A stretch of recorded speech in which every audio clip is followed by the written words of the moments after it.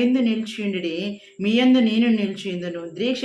తీగ ద్రాక్షవల్లిలో నిలిచి ఉంటే గాని తనంతట తానే ఎలాగూ ఫలింపదు, అలాగే నా యందు నిలిచి ఉంటేనే గాని మీరు ఫలింపరు. దేవుని సన్నిధిలో మనం ఫలించాలనంటే, దేవుని సన్నిధిలో ఆ ముళ్ళ పొదలను దాటుకొని మనము పైకి ఎదిగి ఫలించే ఒక మొక్కగా, ఒక జీవితంగా, ఒక కుటుంబంగా, సంఘంగా మనం ఉండాలనంటే దేవునిలో నిలిచి ఉండాలి.